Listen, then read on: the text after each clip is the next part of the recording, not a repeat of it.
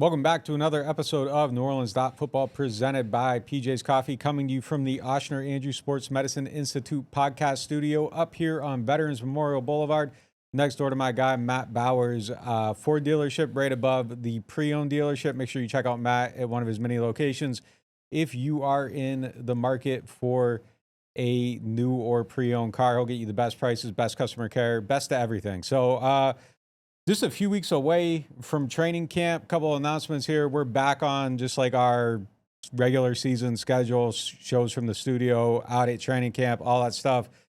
But we have a little bit of sad, disappointing, happy at the same time news. Our guy B, he's not leaving us, but he's leaving us. He's going to see about a girl, I guess, as they said in Goodwill Hunting.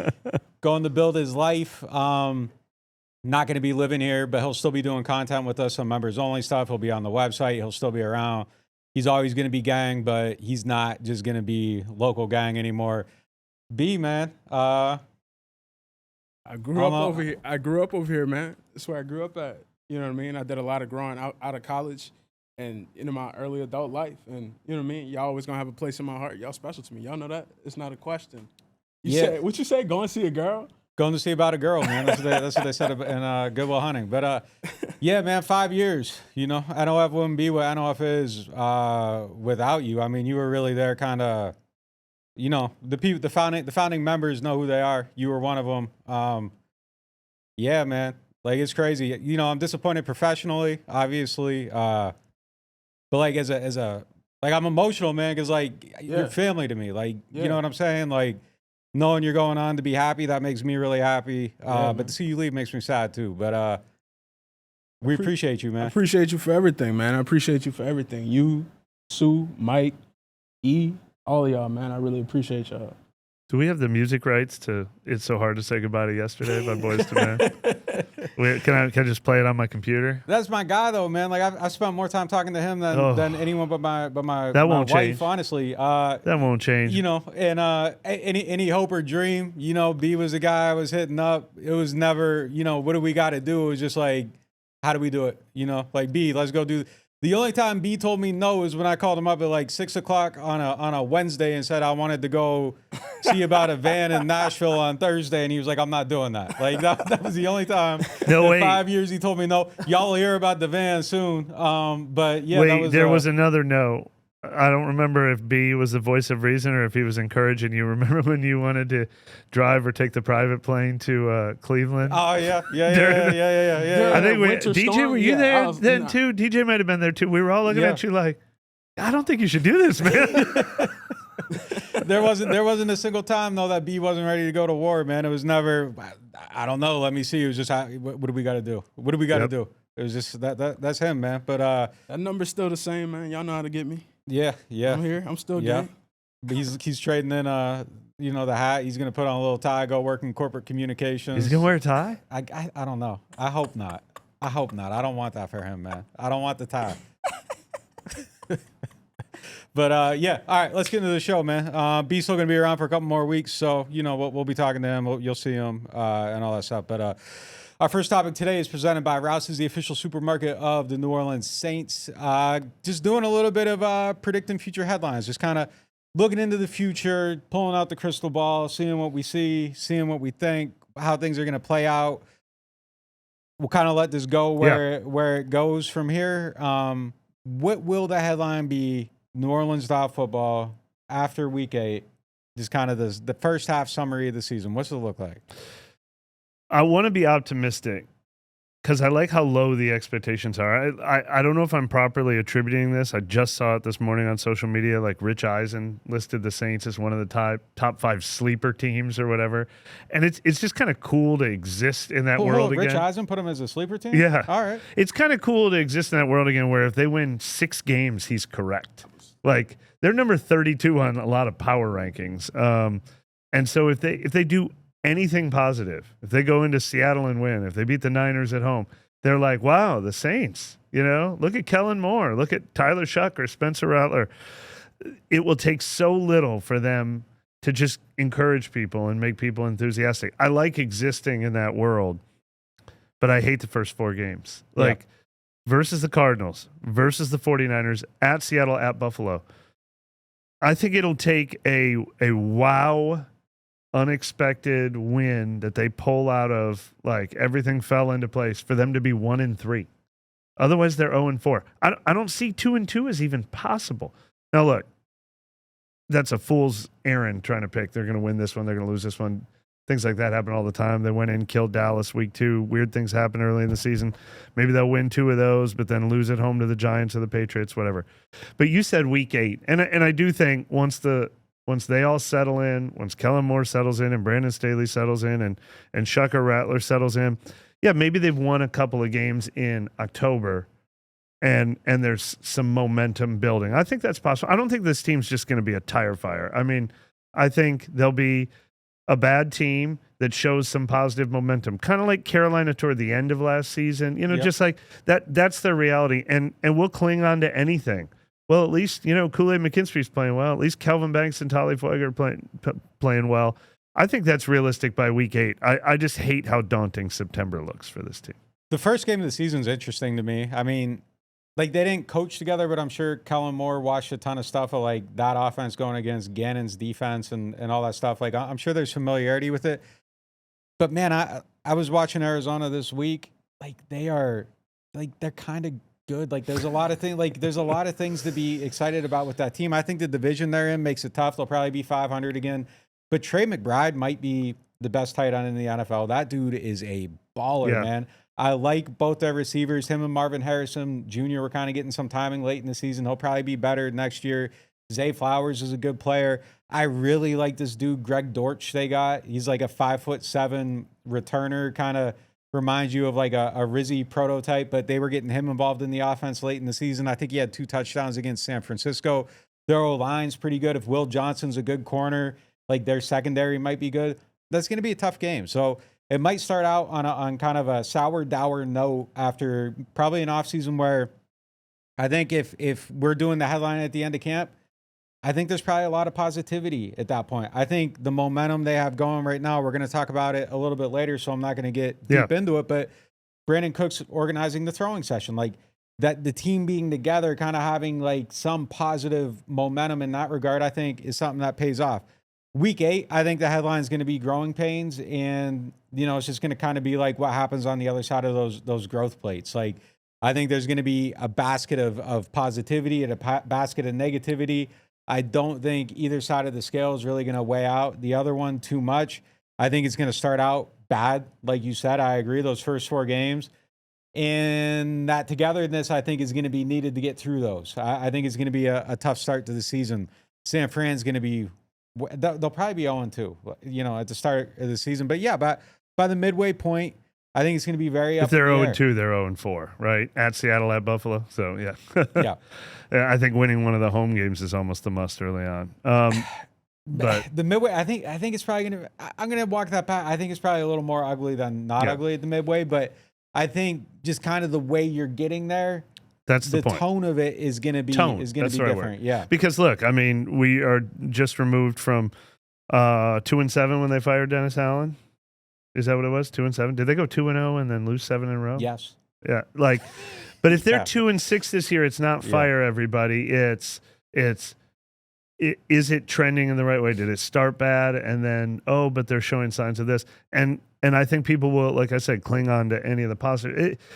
We'll learn it together. I mean, I covered the Saints in 05-06, but it's been since then. Now look, 17 was a mini bit, but they had gone 7-9, 7-9, 7-9, and then 17 you started to be like, oh no, wait, this team's actually got something. Week 2 at 17, like, they were on ESPN talking about fire Sean Payton. Yeah. I was writing for them at the time, and I had to, because they started 0-2 and they gave up over 1,000 yards of offense in the first 2 weeks. It looked like I actually wrote something 2 weeks into that season about has any coach ever survived 4 straight losing seasons, and looking at the history. I think Jeff Fisher might have been in there as one who did. But there's literally a column in an old ass newspaper somewhere from me after the second lot of the Patriots game, like, where I literally like wrote an apology. Like, I don't know what went wrong here. I thought it was going to look way different in camp. Like, I was super wrong about this team. It was It was bad after that Patriots game. So look, 17, I don't think they'll be that good because 17 had so many things going for it. Not only did they have that incredible draft class, but they also had core players like Teron and Cam and Drew Brees, obviously, that they don't have now. But the point being that when your expectations get really low, then you can find positivity in slow growth. By the way, Zay Jones, not Zay Flowers. Zay Just Jones, make sure we correct that. Yeah. Got my Zays mixed up. But look, I mean, I don't like seeing Kyler Murray in week 1. He's probably a guy that everyone is sleeping on. He's kind of been like out of sight, out of mind, but why shouldn't he, from playoffs and things like that? But that's a tough test in week 1. How much different is it? It's not even like 15, because 15 felt like you had more. I mean, you obviously had Drew Brees. Like, so the rebuild obviously is different in tenure or tenor. But even like you had Cam Jordan, you knew he was like a Hall of Fame pillar. The rebuild now even feels worse than it did, I think, in 15. Yeah, that was a secret rebuild. It was a rebuild around everyone besides basically Drew, Cam, and Teron. But are they 3 of the 10 best players in Saints history? Like, who are you rebuilding around now? Like, yes, Alvin, who we just named as our number 1 player on the team, Olave probably, but those other guys like DeMario and Cam, I mean, they're not like 28-year-old Cam and 26-year-old Teron, and obviously you don't have Drew Brees. Instead of having one of the best quarterbacks in the history of the game, that's your biggest question mark. It's impossible to compare. Who was the guy from Seattle, the DT that they got? That Paul Kruger was on that team. Kevin Jones was? Kevin Williams from Minnesota. Kevin Williams, yeah. And then they had AJ Klein. Craig Robertson actually was like a kind of like a core culture guy going forward. That was a great ad that year. This is definitely. But they had Sean Payton and Drew Brees, and now their 2 biggest question marks are coach and quarterback. And we make too big of a deal out of those 2 positions, but there's a reason why. Coach, if coach and quarterback are question marks, and they had Peyton and Brees. Yeah, that's it, really, too. Yeah, and Cam Jordan, like those 3, put them 3 together. And Teron, yeah. Yeah, so definitely different. So just fast forwarding a little bit, end of the season, just kind of, we kind of hit on it a little bit, but end of the season, what's the headline? There's some guys that we have to feel good about. We have to feel good about Kellen Moore. More so than anyway, like that's the whole thing. Yeah. Yeah. We have, although he's a little more replaceable than some of the, we have to feel good about Banks and Fuaga. Have to. Probably have to feel good about Kool-Aid McKinstry. Would love to feel good about Olave. Would love for him to have his 1,300-yard season and full health. Those are the musts. Kellen Moore, you definitely want to feel good about. You would love to feel good about Shuck or Rattler. You would love to. But that's almost like a bonus if you do. If you do, holy crap, you're really excited. If you don't, those guys are clearly maybes. You have to feel good about Fuaga, Banks, and I think maybe Olave I'd put on that list. You have to feel good about Olave. You need a couple other guys too. You need like a Chase Young to break out or a Juwan Johnson to break out. Kool-Aid, like I said, you want to have like 8 guys you feel great about being part of the future next year. I thought we were going to be on other sides on the quarterback because I don't feel like that has to be tied into what we're seeing. I guess that's relative to record though. Like there is they've been getting pissed at me on YouTube a little bit about like I hate the rebuild culture or whatever, but like it is kind of true. Like if you are bad enough and you're in striking distance, it's fine. And again, we're going to get onto that in a little bit, but yeah, I don't know. I feel like you got to feel relative to the New Orleans Saints and how long I think it would take to eject from a coach at the beginning of a rebuild. I don't know if the normal 3-year heartbeat applies. Like it might be a little bit longer. I think feeling good about the system is important, but it's incredibly replaceable too. Yeah, it's a lot like if you get some core players, like if you find your Drake May and your Christian Gonzalez or whatever, then you end up with the number 1 pick in the draft, you can go out and hire Mike Vrabel. Like, you know what I mean? Like that's the only reason I say Kellen Moore is more replaceable than you have to hit on. You just had a 14th pick in the draft and a 9th pick in the draft. Those are the resources you don't get back. But you, in theory, either Kellen Moore is great, and that would be wonderful for this team, or you might be in a position to hire an even higher level coach the next time you're hiring a coach. Unfortunately, that is a thing you can acquire in the NFL. Let's talk about that for a second. Like, I said I want to make it very, very, very clear. Like, hear me. I am not talking about Kellen Moore. I am not making a Kellen Moore comparison. I'm not, like, just in general team building theory in a vacuum, no coach attached to it. Just the Saints, how they do things. Do you think they would they do the Mayo thing ever? Is there a scenario? I don't. I don't either. And especially not with what they're handing him. I think you can fire a coach after 1 year if you give him the keys to this, like, hey, our team is ready to win now, and we got to win now. And then your coach comes in and he's not the right guy. Like, I don't want to say Nixon, Thibodeau. I'm not paying close enough attention to that. But, like, I understand. They're like, this team is ready to win a championship right now. If you're not the right coach for them, we got to get a guy right now. We got to win. But that's not what the Saints are. Like, if you told Kellen Moore you have to produce in 1 year or you're fired, and they're not like that. And most teams wouldn't be like that. What's that? Like, yeah, I don't think there's a world. There's a world where you get fired after 1 year. I don't think they would like ever do it. Urban Meyer or whatever. Sometimes you have to do it. Yeah. Like, but that's not what's going to happen. I mean, year. this coach isn't staying behind to hang out in the bar. No, the clock. He doesn't have that. Do it this year or else. It's not the team that would do that. I mean, some teams would. Carolina's done it. The Carolina Panthers, Houston did it. The Patriots have been doing that with teams that weren't ready to win. And but that's not how the Saints normally do things. And I can't imagine a situation where they're like, "Look, we gave you the 32nd best roster in the league, and you didn't produce." What? I don't.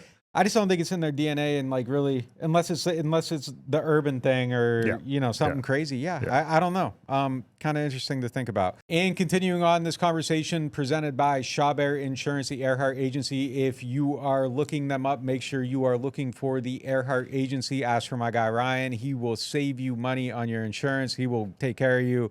I trust him with all my stuff. So, free agency, looking ahead into the window. Let's kind of go through these one by one. All right. Let's just go back and forth. One word answer here. Keep him or he goes. Taysom Hill beyond this season. Keep him beyond this season. Do you think he stays or do you think he goes? Like, do you think there's more beyond this year? Taysom Hill with the Saints. What's your prediction? I'm going to guess that he goes. I'm going to say go. Yeah, I'm going to say go to. What would have to happen for him to stay? That's based on age and health. Yeah, that's based on there's a lot of those. There's a lot of those here. Taysom is the kind of guy that if he is still playing in the NFL next year, I wouldn't be surprised to see it for the Saints. He feels like a guy who's built his life here, had started his family here, and if he wants to keep playing football, would probably do it at a discounted rate and come back for another year. I'm kind of predicting it's his last NFL season, but he doesn't have to leave the Saints. I think if he's staying in the NFL, Taysom Hill will probably play for the Broncos. Okay. I don't think he. Okay. I don't see the value. And that is close to home for him. It's close to home. That's a good point. Why come back? Like, they probably aren't going to be a good team. The Saints, no disrespect. Like, again, and this is for the whole list here. There's a lot of names coming up here. Like, no disrespect to any of these players. I just don't think it makes sense for them to stay here, more so than a Saints thing. Like, I don't think it makes sense for Taysom Hill to stay here. Yeah. Demario Davis is the next on this list. Yeah. I feel like Demario would probably want to stay. Like, I think he's just kind of like integrated in the community. But I don't think it would make sense for Demario to stay if this team is what I think they're going to be. Right. So that one's tough. The stay or go on him. I'm gonna I don't know. Like, I feel like it makes more sense for Demario to go somewhere else after the season. But that was true this year too. So I don't know why you don't know exactly. Well, like, the quarterback was here. You don't know. But not with us predicting they were going to win games with that quarterback. Like, but it didn't feel like you're at the beginning of a rebuild. It felt like you're still trying to. Here's the everybody's still trying to hold on. We're going to talk about Demario, Tyron, and Cam, and they're three guys who their situations are different because of local ties, but all three of them are like. As of today, I think on the outside of the Hall of Fame looking in, I think Cam might get in no matter what, but I wrote this summer, there's this weird like sack threshold. He probably needs 8 more or whatever. But Demario and Tyron even more so need even more on the resume. I feel like those guys should want to go play their last 2 years with the Ravens or the the Chiefs or the whatever, some team that they can remind everyone on a playoff stage who they are. So I think all three of those guys should want to be a part of another team. But I bet one or two of them would stay for leadership reasons, for how entrenched they've become in the community reasons. Their kids go to schools here. Their kids are on little league teams here. They have friends. They have it's impossible for us to know how they weigh those factors versus I want to go to the playoffs with the Ravens and go to a Super Bowl factors. They've all three already shown that they've picked the Saints multiple times over greener grass on the other side. I think it's definitely different though. And I think there's no way it's not different. This is the first time in their whole entire time being here that this team didn't have a chance to win. Yeah, we're starting over. We are tearing but what's it down. Weird we're starting is over. This year they're starting over and they stayed. Next year there might be glimmers of hope. Yeah, but there could be. Yeah. The perception, though, the team, the whole Derek Carr thing. Yeah, that you weren't making, you weren't choosing to stay on this team. You were choosing to stay on a team with Derek Carr true. and a team that was going to try to win and make the playoffs. Yeah, and I think it's changed. But yeah, you're right. There might be glimmers of hope at the end, but I feel like more so than anybody else on this list, DeMario feels like the player that could actually go somewhere and be like a key difference maker on a team chasing a Super Bowl. If I am trying to win the Super Bowl this year, I give you a second-round pick for DeMario. He puts my Rams or my Arizona Cardinals or my whatever over the top. I couldn't be more excited as a fan. Remember last year we were talking about who's the safety from the Broncos that the Falcons ended up signing instead of the Saints that was available in the summer. Justin Simmons. That was oh, this guy would be really good for this team. If my team that was on the precipice was acquiring DeMario Davis, I'd be like, let's go. He should be a hot commodity for a Houston, team like that. San Francisco, any one of those teams. Yeah. I feel like more so than anybody else on this list, he's someone that can do it. Trevor Penning, do you think he's sticking around, or do you think he goes? I am going to say that Trevor Penning sticks around, although I know you said one word answer, but I know I think this one's tough for two reasons. One, he could not be good, and it could be time to move on. Two, he could be good, and he could get paid in free agency somewhere else. So there's a narrow window where he stays, which is, but the Saints can afford him if this is the right coaching staff and the right position for him. I'm going to predict he stays. I'm going to say go. I don't know. I think maybe even for him, just change the scenery or something, but he could be good and end up staying too. I don't have a strong take on it. Wait, so we didn't finish. You said DeMario, you predict to go? I'm going to say he goes and gets a ring, tries to get a ring somewhere. His choice. Cam Jordan. I think Cam could be someone that sticks around, but it feels like it's probably the last season. You're saying retire after this season? Yeah, I think this is the last season. Tyron. I'm going to say if Tyron plays football, it's here, and if he doesn't play football, he's retiring. I think it's here. So DeMario's the only one you think will play football for another team of those three? Yeah, I think Tyron's just mission is beyond football at this point. I think football is a platform to do what he wants to do in this community, and I think it just feels like he's here at this point in his life. So I'm going to say that. But look, I think Tyron should be on the ring chase, go get another one, make the Hall of Fame, and do that. But I think he can accomplish everything he wants to do. Of those three, Tyron's my most likely to go, but only because I don't understand the weird vibes of. We'll predict the future. We'll know more in week 8. We'll know more in week 16. What he means to this team. It's weird that they signed Justin Reed, drafted Jonas Sanker, made Tyron play second team snaps in the spring. Maybe that'll all be forgotten once we're 2 weeks into the season and he's as important as he's always been to the Saints. It's just there feels like, I don't know, and I don't think he's done playing. He's the youngest of those three guys. So I think Tyron is the most likely to play football for another team. DeMario, I'm like 40% chance of him playing for another team. Cam, I think this was it. If he didn't go play for another team this year, he's never going to play for another team. My thing with them is, though, I almost feel like any of these guys can stay at a very low price and cool, but I almost feel like they should be clearing the deck of the older players anyhow. And it's just kind of, I think where they're at and where the team's at, I think all of them make more sense going somewhere else.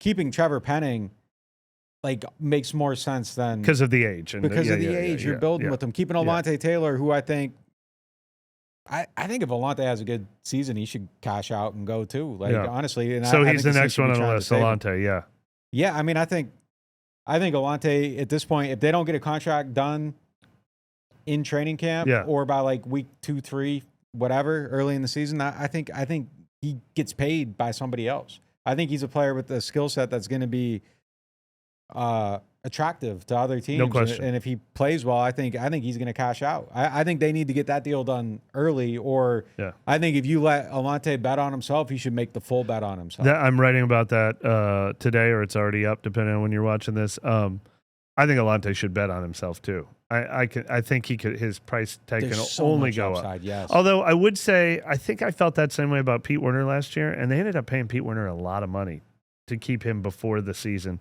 more than I thought he was going to get. So if they offer Alante that was bigger than I expected, that must mean that like Brandon Staley really likes him in this defense, and they're betting on him too. But unless they offer him a really significant deal, like they did with like Carl Granderson and Pete Werner, he should probably bet on himself. But I think if Alante has a good year and earns that payday, I bet they keep him. This team is about to have a lot of money to spend on guys in the future. So I'm going to predict he stays one way or another. He's the type of guy they should be, if he plays well. And he's the type of guy you should be investing in. It shouldn't be like, and again, it's no disrespect to anybody. It's just where the team is at. Yeah.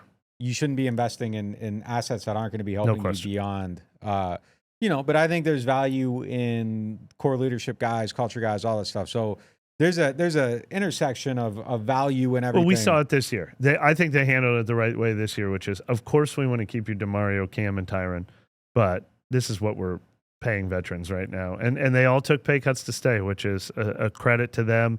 But also the Saints did not and Alvin, I guess you could throw Alvin in that category too when they gave him the 2-year extension last year.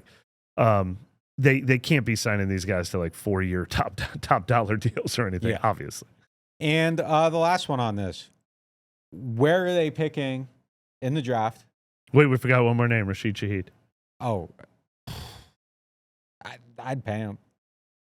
I bet he is my top candidate for deal gets done in September. He is my top in August. The bet on yourself thing is tricky because he's had a couple of injuries. That's why. However, undrafted, has never made money in the league, and has had a series of injuries. I don't know how much they should offer him, but that feels to me like those two sides should figure out what the number is and get it done. He's the one guy, though, if you bet on yourself, you go through the season, you literally might go from being a $12 million to a $20 million player. Yeah. Like, he literally could do that. He changed agents to Drew Rosenhaus last year.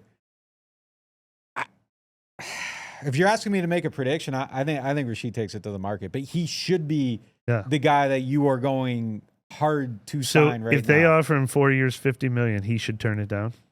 What's that per year? It's 12.5. Oh yeah, hell no, I'm not doing that. Yeah, no chance. 15 a year, you stay? No, I don't do it. Yeah, like you got to. I think 18. Like I don't know the numbers, but 18. Yeah. If you said 4 years, $72 million, like that feels like. Yeah, that makes sense right now. Yeah. But then at the same point, when does it become not the smartest bet for the Saints to spend that much money on a guy who's had an injury history? He's a tough one. But I bet he winds up staying one way or another. All right, interesting. Yeah. I think I would bet on him being out of here. Yeah. But I don't have a strong take on it. Yeah. I think it could go either way. Yeah. We're gonna hit a quick break and we will be back with more show after this. The Ochsner Orthopedics Walk-In Clinic is now open. Located at 1201 South Clearview Parkway, across from the Elmwood Shopping Center, this clinic provides convenient same-day care for a variety of orthopedic and sports injuries. No referral or appointment needed.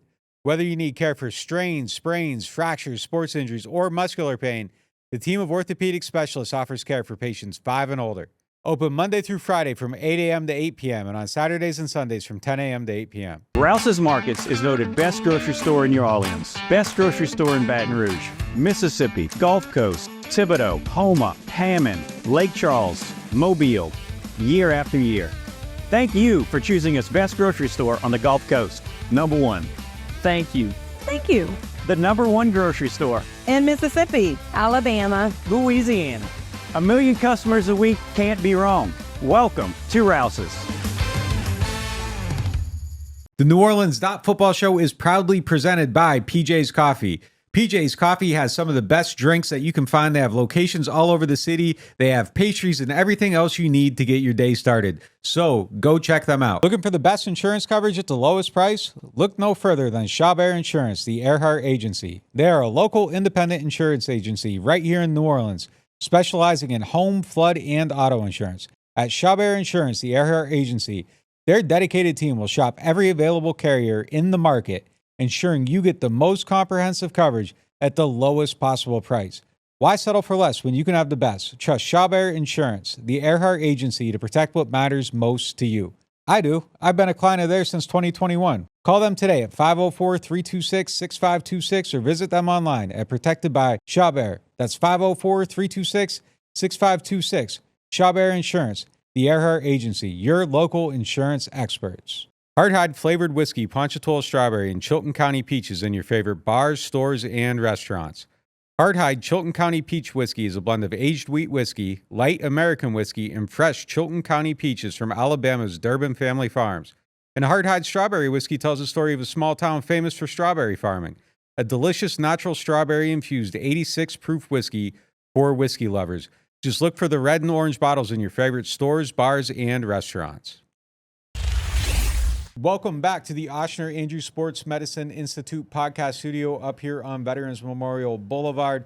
Going to keep this topic rolling for one more talking point. End of the season. Going into the draft. Where are the Saints picking?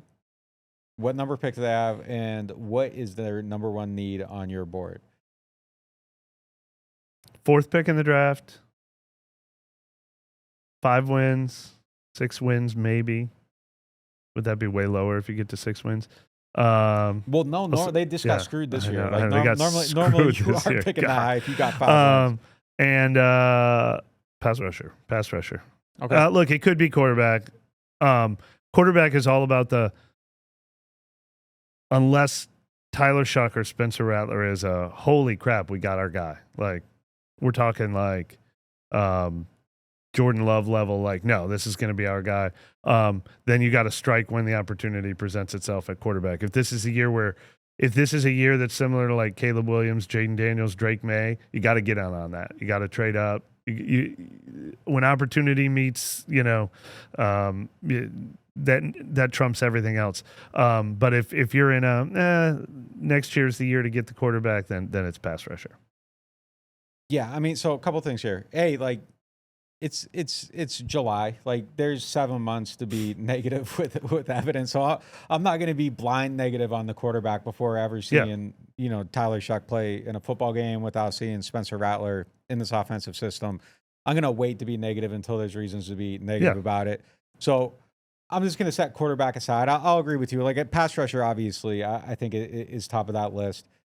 I think, probably pick 1 through 4 is probably where they end up. I think that's where I'm betting on it right now. If it's 1, you have to take a quarterback. Maybe. Yeah. I think you have to. Maybe so. I think you have to. And I think that's the thing. Or trade down like the I think if you're picking, Bears did that one year with the Panthers and remake your franchise with multiple first round picks. You don't have to. Like, if you like your quarterback, but if you're picking 1 through 4 through 5 through 10, like, you have to evaluate your quarterback against whoever you're evaluating them against. And people think this is going to be like a great potentially a great quarterback class. Yeah, I'm starting to rethink what I just said for that reason. Like, Nussmeier is supposed to, if he takes the step, he could be really good.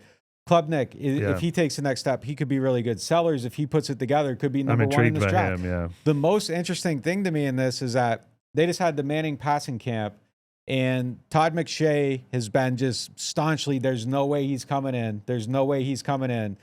Todd McShay was out there at that camp, and he came back and he's like, well, I don't know. Like, maybe Arch enters this draft. Yeah, which is fat. Look, as a reporter, like, when we come on here and we have a take, and then all of a sudden we say something completely different. You heard when something. You aren't saying, even when it isn't a source thing, it's like, Mike, I don't know. Like, what do you think about? Yeah. Look, and that's no disrespect to Tyler Shuck or Spencer Rattler. I mean, even if they are Derek Carr or Andy Dalton, you still like can't pass up on the if you have a top 5 pick in a year with Caleb Williams, Jaden Daniels, Drake May, Bo Nix, JJ McCarthy, Michael Penix, you got to get on the quarterback that year, because then there's some years where you might have the second pick and no one's worth it. So yeah, you got to get in on the quarterback year if you have a top 5 pick in the quarterback year. You just have to. The only part of that I push back against is Bo Nix. I don't. Well, you know what I mean. Like, can you win a Super Bowl with Bo Nix? I was mentioning that was a year where 6 guys came out at once, because if Bo Nix came out the next year, he might have gone first. Yeah. Can you win a Super Bowl with Bo Nix? Yeah. You almost won one with Garoppolo. You've won one with Trent Dilfer. Like, can you win a Super Bowl with Bo Nix? Hold on. The Dilfer Garoppolo thing is like the outlier. Like, can you win a Super Bowl because of Bo Nix? No. Okay, all right. That's it. Different. My only pushback on it is that, like, if Shuck is good, if Rattler is good, and you are replacing him with someone in the quarterback, like in this quarterback class, it has to be because you're saying I'm going to win a Super Bowl because of him. Yeah. That's where I'm at with it. Like, you evaluate him against. And if they're both great, good. Then you've got a trade asset. You've got a backup plan. If you have a top 5 pick in one of those quarterback draft years, you either use it on a quarterback or you trade down and get the world or whatever. But like, you don't just be like, no, we'll take the edge rusher straight up at 3 while everyone else is taking quarterbacks. You can't. You just can't. You can't. DJ, you winning a Super Bowl because of Bo Nix? DJ says no. Joe? No. All right. Where were we at? 5 no, 5 no's. 5 no's. But like, I think you can win one with them if you build the right team. But their window, I think you got to. The window is while he's on a rookie quarterback contract. Yeah. The best thing with the Bo Nix is, sweet, we can go to battle with a quarterback who is cheap for 5 years. The worst thing is, okay, it's year 5 now, and you got to pay him $60 million a year, and he's just Bo Nix. Like, we're seeing a lot of teams deal with that. You know what though? I would have said after year 1, like year 1, year 2, even Jalen Hurts, like, no, I don't think you win a Super Bowl because of him, and I think you do. So like, I don't want to like, but right now my instinct on that one is no. Yeah. All right, moving into the next topic, presented by Bobby Hebert's Cajun Cannon Restaurant up here on Vets. Make sure you go and check them out. Kind of touched on it a little bit earlier. Go through this one kind of quick, but Brandin Cooks organizes the team, gets them out there for a throwing session in Beaverton at Nike headquarters. What do we think of that? I've been impressed. I went to his camp when he brought his camp here, that he's also brought to Stockton every year. I've liked just the vibe of him in the locker room. Like, he came back a different Brandin Cooks. He did. Like he's not. I mean, I can't give him Demario Davis, Cam Jordan, Tyrann Mathieu credit yet, but he's in that mold. Like, this is a guy who's been around, and man, I think he's gonna be good for that room with Olave and Shaheed and other younger receivers. And not to mention, he was handpicked by a team that has Keith Williams on the staff. I talked to Keith Williams about him and other guys a couple weeks ago. They're both from Stockton. Recruited him in college. Has been a personal training coach for him. And Keith Williams is like very, very instrumental in the decision. Like, this guy's going to be good for us. I want him in that room. Like, I think it might have flown under the radar, like how good he is for a room. Yeah. No doubt about it. And they were all saying it. And I was just kind of like, man, I don't know. Like, I remember how I don't know is wrong, but like he left kind of in a certain type of way.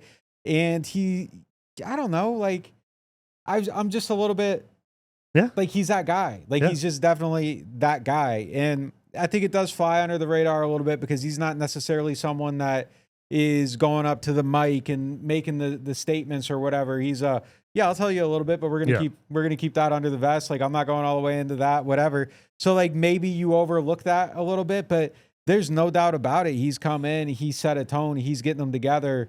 And I was a little surprised by that when you reported that factoid. I shouldn't say surprised, but like, oh, that's great to hear. I hadn't thought of him that way. And what same thing. I was like, damn, he's like really that guy. And I asked a couple of guys out there. I straight sent a text. Is Cooks really that guy? Man, he's cool as hell. Like, Cooks is that guy. Like, so that is who he is. Love to see it. I think it's invaluable. I think this team needs it.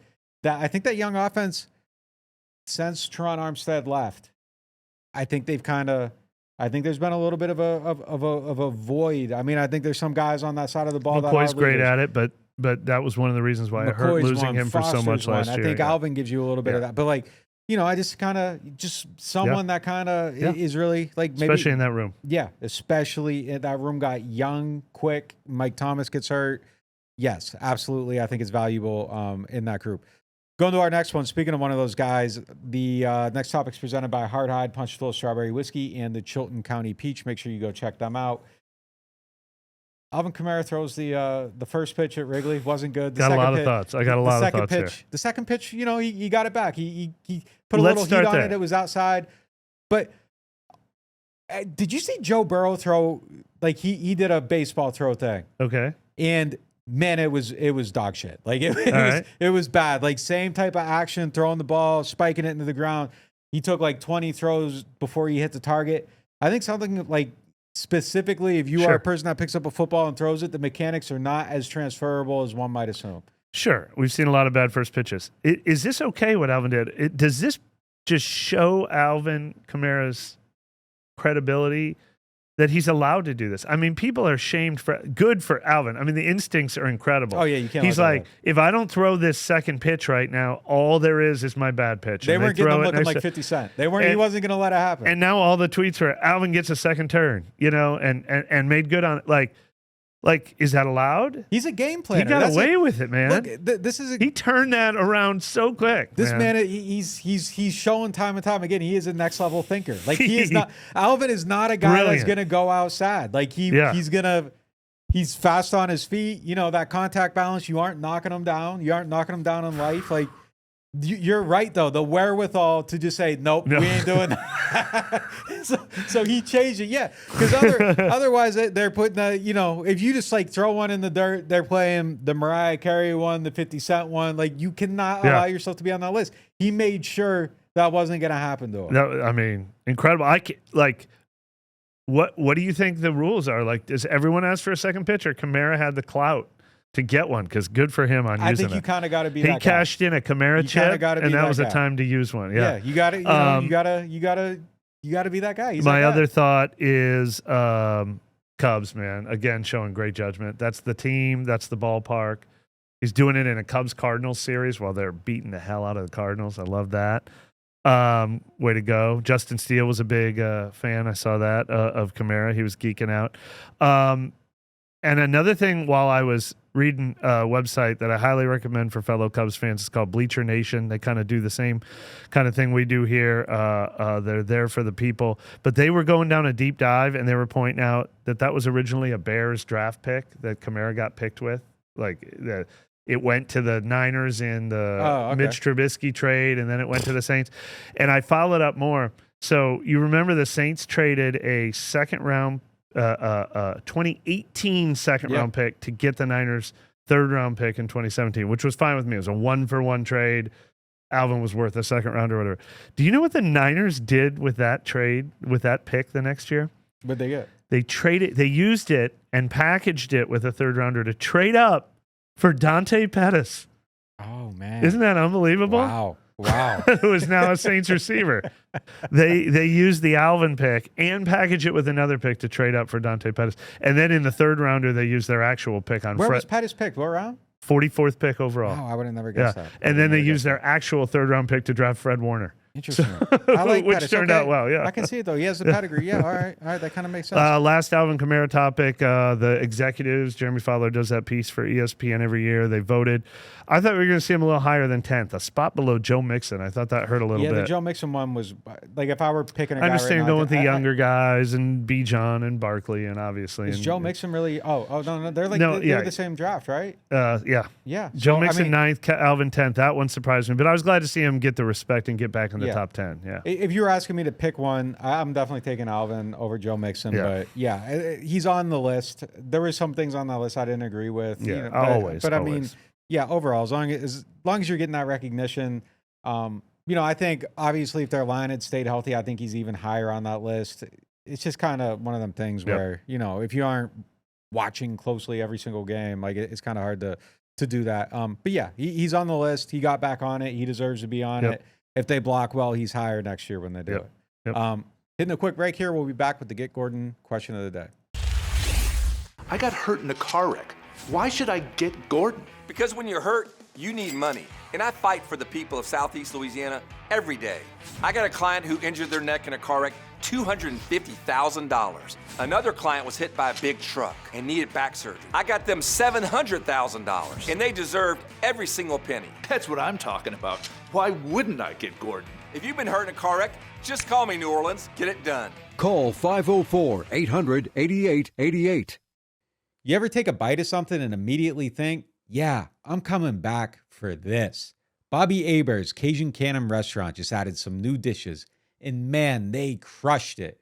The shrimp and crawfish pistolettes, golden and stuffed with bold Cajun flavor. Fried oyster tacos, crispy, fresh with the perfect kick. And the soft shell crab Alfredo, creamy, rich, and absolutely worth the order. They're open 7 days a week, and they deliver late. Bobby Hebert's Cajun Cannon Restaurant. Delicious food, superior service. Attention Saints fans, don't let pests and termites invade your home field. Trust the team at Red Pest Solutions to tackle those unwelcome visitors. Call the Red Man today for unbeatable pest and termite control. Score peace with no pest. Visit redpest.com, REDDPEST.com. Here at the Queen Casino, indulgence knows no bounds. Prepare your taste buds for an extraordinary culinary journey. Start your day at Capital Coffee. Craving something different? 3 Walks Noodle Bar offers a tantalizing selection of Asian delights. At 1717 Kitchen and Cocktails, savor American cuisine with a twist. Or ascend to the loft for an elevated experience.